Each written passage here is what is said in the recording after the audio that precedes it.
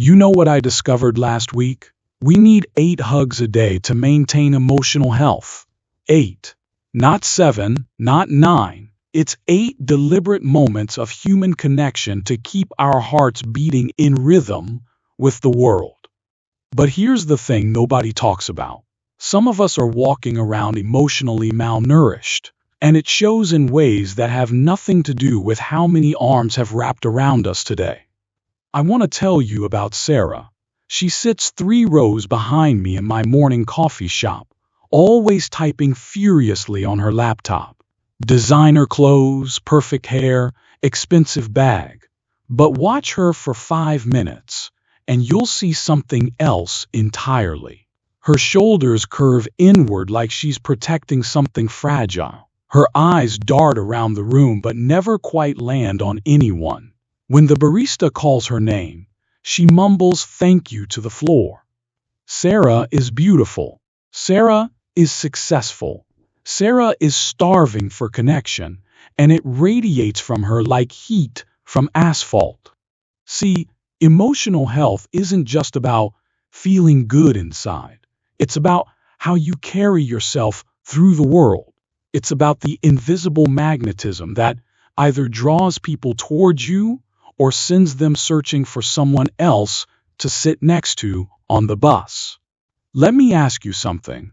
When you walked into this room today, did you bring light with you?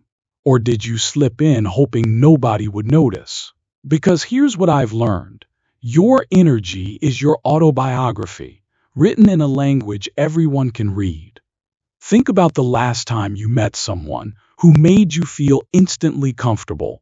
Maybe it was a stranger at a bookstore who recommended a novel, or a colleague who remembered your birthday. What was it about them? I'll tell you what it wasn't. It wasn't their words. It wasn't their outfit. It wasn't their achievements or their Instagram followers. It was their energy. Energy is the frequency you broadcast before you even speak. It's the difference between walking into a room and tiptoeing into one. It's the difference between I'm here and I hope it's okay that I'm here. When you're emotionally nourished, when you've had your 8 hugs, metaphorically speaking, your energy becomes this warm, steady thing. People feel it. They gravitate toward it like cats to a sunbeam. But when you're running on empty, when you're hungry for connection, starved for appreciation, desperate for someone to see you, that energy becomes erratic, needy. It pushes people away just when you need them most. I watched my sister transform last year. She'd been through a brutal breakup, the kind that leaves you questioning everything about yourself. For months, she carried this frantic energy, always trying too hard, talking too fast, laughing too loud at jokes that weren't funny. Then something shifted. She started yoga. She started saying no to things that drained her. She started looking people in the eye again. The change wasn't dramatic. It was subtle. But suddenly, invitations started coming. Conversations became deeper. Dates became relationships. Her energy had shifted from please love me to I'm perfectly fine loving myself, but you're welcome to join. That's magnetic energy.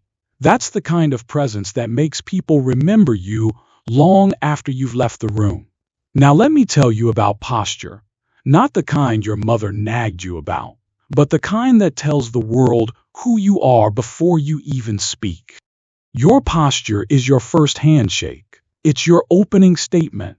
It's the difference between I belong here and I hope I belong here. Watch what happens when I stand like this. Shoulders rolled forward, chest caved in, eyes down. I look like I'm apologizing for taking up space.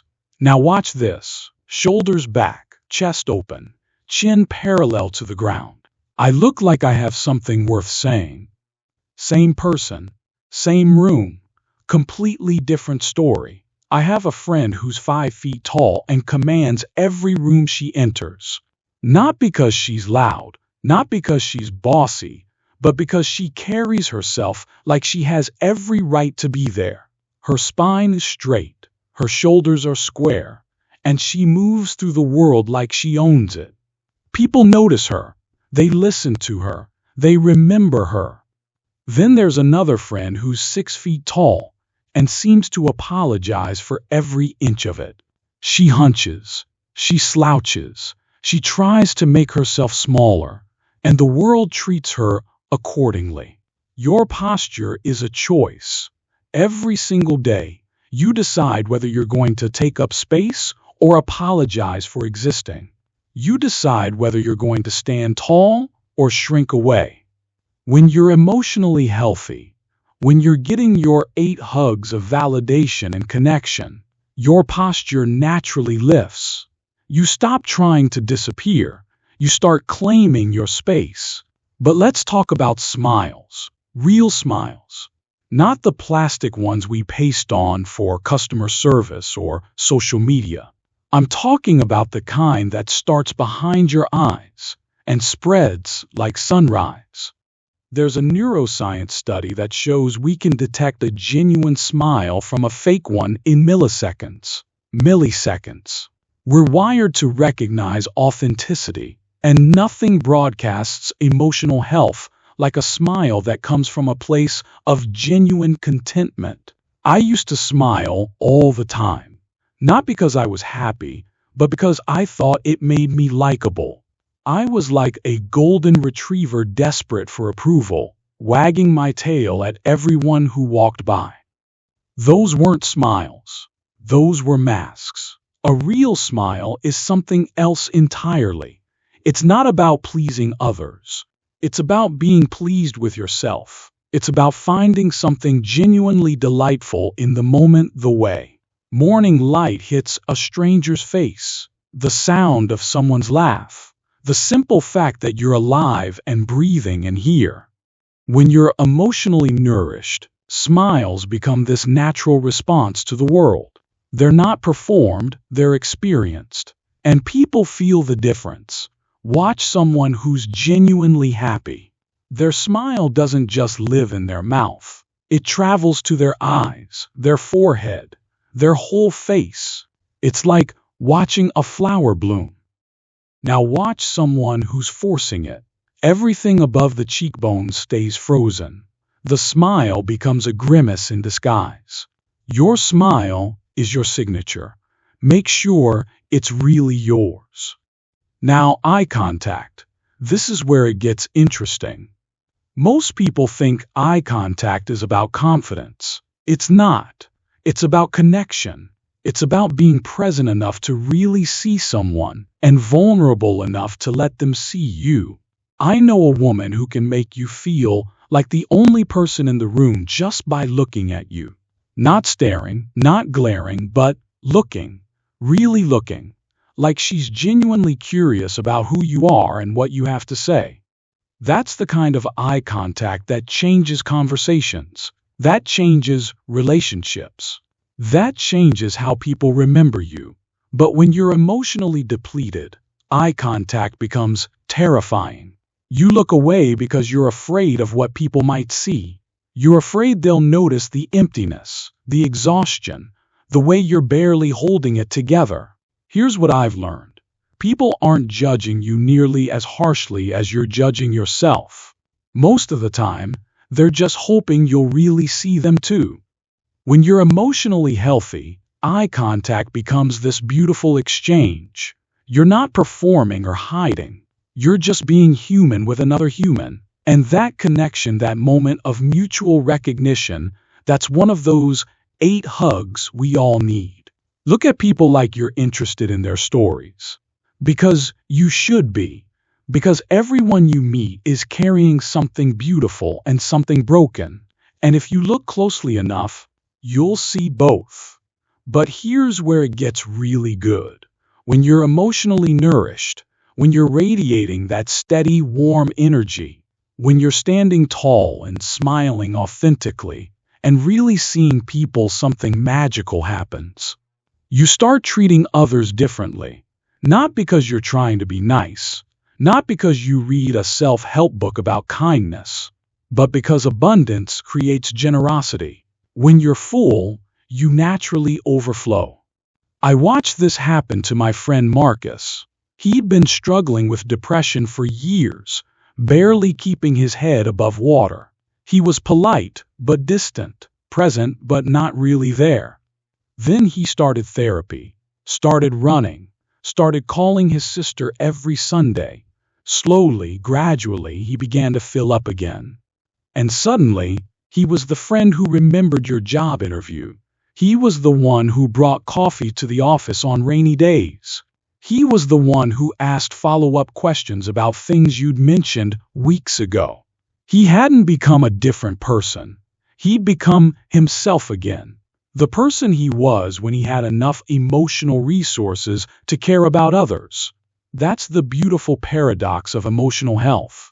The more you take care of yourself, the more you have to give. The more you fill your own cup, the more you can pour into others. People notice this. They feel it. They start seeking you out, not because you're trying to be magnetic, but because you are. So here's what I want you to understand. You don't need to change who you are. You need to remember who you are. You need to remember that you're worthy of taking up space, of being seen, of being heard. You need to remember that your energy is a gift, not an apology. When you start treating yourself with the same kindness you'd show a dear friend, when you start giving yourself those 8 hugs through rest, through boundaries, through saying no to things that drain you, and yes to things that fill you, everything changes. Your energy becomes steady and warm. Your posture straightens because you're not carrying the weight of everyone else's expectations. Your smile becomes genuine because you found reasons to be genuinely pleased. Your eye contact becomes natural because you're not hiding from yourself anymore. And the way you treat others? It becomes an extension of the way you treat yourself, with patience, with curiosity, with the assumption that everyone is doing their best with what they have. This is magnetic presence. This is the kind of person people remember. This is the kind of person people seek out, trust, love. Not because you're perfect, not because you have all the answers, but because you're real, because you're present, because you're not running from yourself anymore. So I want to leave you with this. You are already enough. You were enough yesterday. You're enough today, and you'll be enough tomorrow. The work isn't about becoming someone else. It's about becoming more fully yourself.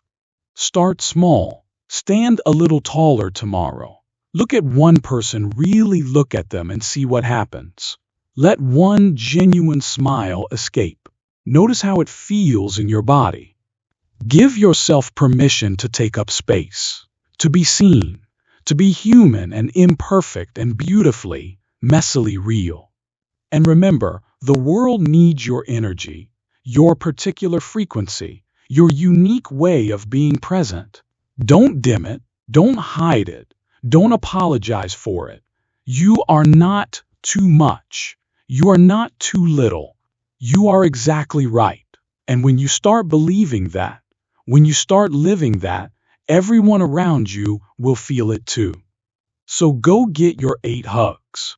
Not necessarily the physical ones, but the emotional ones. The ones that remind you who you are. The ones that fill you up so you can overflow.